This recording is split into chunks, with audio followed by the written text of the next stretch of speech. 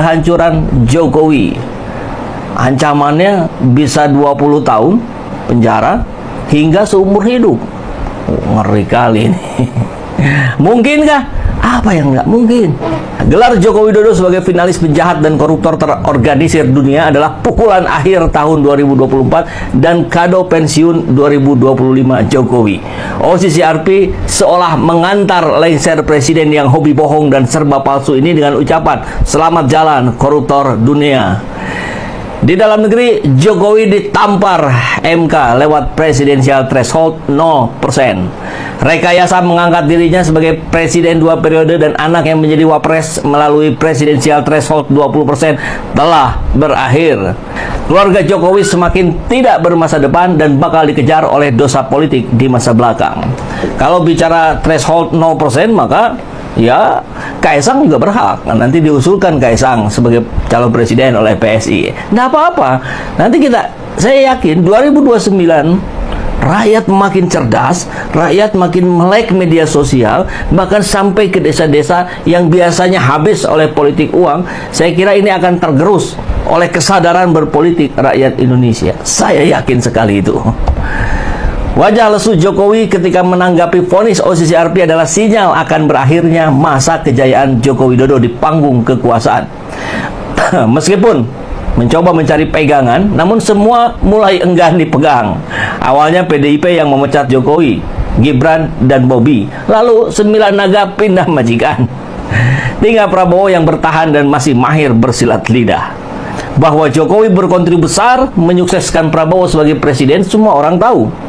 Namun, semua orang juga tahu dan berharap bahwa Prabowo dapat menjadi dirinya sendiri, bukan boneka Jokowi, menemukan pusakanya sebagai seorang presiden. Pasca lengser, Jokowi masih mencoba menggeliat, namun bakal sulit untuk mampu berdiri tegak. Tahun 2025, penghukuman bermula dan akan bereskalasi. Setelah korupsi dunia, hasil investigasi OCCRP, maka gerakan untuk mendesak, usut kekayaan, dan asal-muasal harta Jokowi akan berjalan. PPATK, BPK, KPK, Kejagung, bahkan kepolisian ditekan oleh publik untuk memeriksa. Kita lihat pernyataan Prabowo kemarin, bahwa rakyat hari ini makin pintar, kita harus segera membersihkan diri sendiri sebelum dibersihkan oleh rakyat.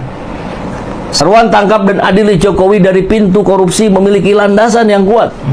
Ancaman penjara 20 tahun hingga seumur hidup bagi koruptor telah menempatkan Jokowi sebagai kandidat kuat pesakitan. Belum lagi aksi-aksi tuntutan sanksi hukum gantung dan teatrikal guideline oleh mahasiswa. Berbarengan dengan tuntutan pengusutan korupsi, Jokowi juga didera tudingan ijazah palsu, nepotisme, KM50, kegagalan IKN, kong kali kong PSN PIK 2, serta Cinaisasi. Prabowo akan dihadapkan pada beban berat dalam melindungi kenyamanan Jokowi dan keluarga. Ujungnya, ia melepaskan. Apalagi? Sedangkan IP di bawah 2,0 sesuai pengakuan Jokowi di Tempo 9 Juni 2013, dia DO, Pak. Dia DO, Pak.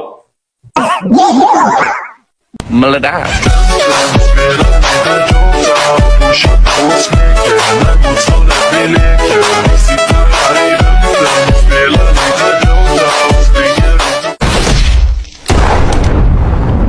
Jokowi kan dia kan sudah bilang bahwa dia masuk di Fakultas Kehutanan UGM. 80 juga toh? 80 juga. Nah, saya waktu itu, maka ini saya bisa bilang bahwa dia DO, Pak. Dia DO? Ya, menurut saya dia DO. Kenapa? Karena begini, kami waktu kuliah tahun 80 itu kan dari pergeseran dari Desember ke Juni, Pak. Jadi kami masuk Juni kan. Itu sudah aturan tertulis di seluruh Indonesia bahwa IP di semester 4 itu ada penilaian, Pak. Semester 4 ada penilaian bahwa IP 2,5 ke atas berhak tulis skripsi. Oke. IP 2,5 ke sampai 2 berarti dia berhak tulis makalah. Ya, tidak penelitian kan?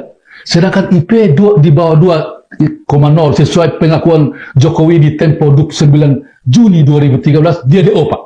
Dia DO. Makanya karena IP dia nggak sampai 2. Iya, nggak sampai 2. Makanya dia otomatis dia DO, tidak mungkin dia. Menurut peraturan yang berlaku pada saat kami kuliah.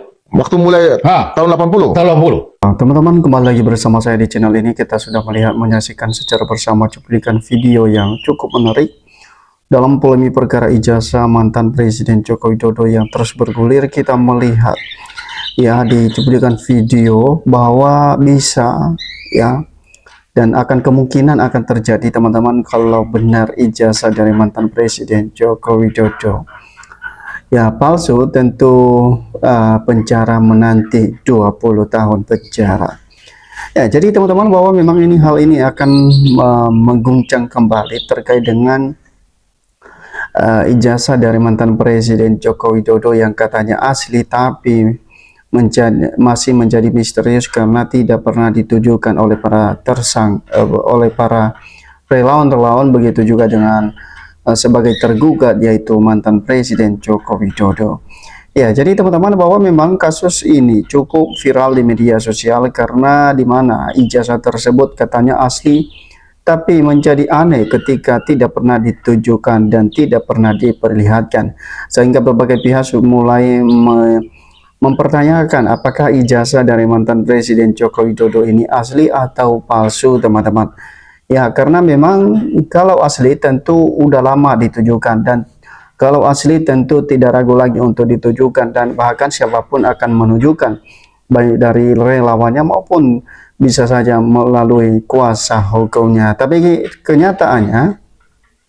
kenyataannya sampai detik ini adalah ijazah tersebut tidak pernah dilihat oleh publik dan tidak pernah dilihat oleh para tersangka, sehingga hal ini teman-teman menjadi bumerang di tengah-tengah masyarakat ya, terkait dengan ijazah mantan presiden, apalagi sebagai mantan pejabat publik.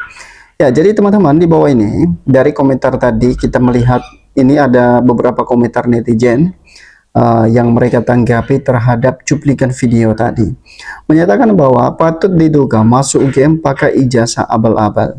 Ya, jadi ayo proses terus dan jangan cuma hancurkan, begitu juga dengan miskinkan seluruh harta sita untuk membayar hutang luar negeri. Ya, jadi karma itu tidak jalan sendiri, jalan belakang kita, dan tunggu waktunya tepat untuk menyadarkan. Orang waras pasti bangga, senang, bahagia bila lulus UGM punya ijazah. Kebohongan demi kebohongan perlahan akan terbongkar dan sulit untuk bisa kembali percaya. Tapi ijazah asli enggak ditujukan. Kenapa? Semestinya munculkan dulu biar clear. Ya, jadi segera ya usut tuntas termasuk Blok Medan agar pagar laut Pertamina minyak goreng ya EKTP. Tapi saya yakin semuanya ini hanyalah jalan di tempat. Selagi belum pergantian KPK, Kapolri, atau pejabat, masa era Jokowi dan masih dipakai zaman Prabowo. Ya, jadi ternyata teman-teman, bahwa dikabarkan oleh netizen, ya semuanya ini tidak akan ditertuntaskan kalau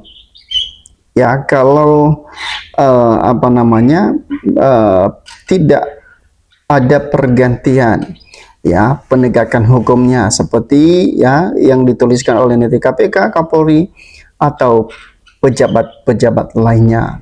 Ya, jadi artinya bahwa mestinya ya harus ada pergantian para pejabat petinggi negara tersebut, baru kasus ini menurut netizen baru bisa dituntaskan.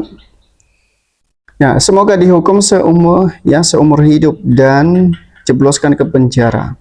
Nah, semoga jadi kenyataan, perlihatkanlah dan kebesaranmu. Jadi masih sulit, suara rakyat masih bisa dibeli. Sulit orang jujur, ikhlas untuk menjadi pemimpin negeri ini.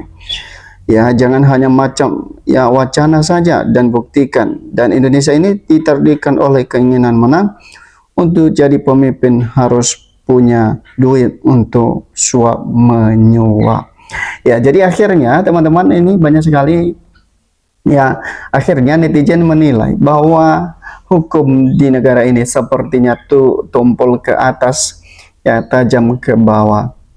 Ya, terbukti bahwa memang dalam kasus untuk menuntaskan kasus ijazah mantan Presiden Joko Widodo, begitu juga dengan anaknya Gibran Raka Buming Raka yang digugat oleh Subhan Pala.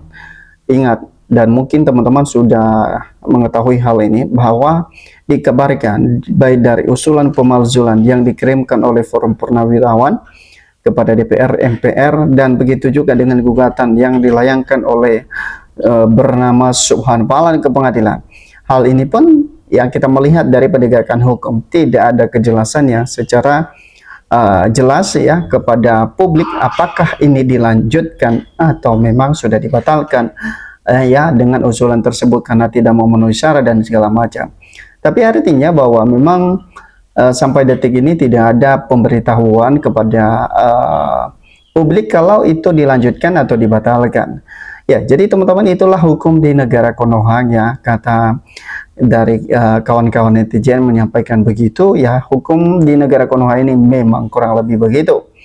Ya, jadi coba bayangkan teman-teman kalau misalnya masyarakat biasa yang melakukan hal demikian, tentu hari itu saja dan waktu itu saja ya akan diselesaikan, bahkan dilakukan penjemputan paksa. Bayangkan kalau beberapa pejabat ya bertahun-tahun saja tidak akan dieksekusi.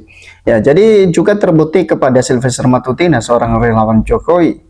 Ya, dimana pada saat itu kita melihat bahwa ini hukumannya sudah ikrar teman-teman ya, sampai publik pun hampir lupa terkait dengan hukuman dari Sylvester Matutina, di mana KPK tersebut ya atau kejaksaan tidak pernah mengeksekusi ya seorang relawan Jokowi, Sylvester Matutina.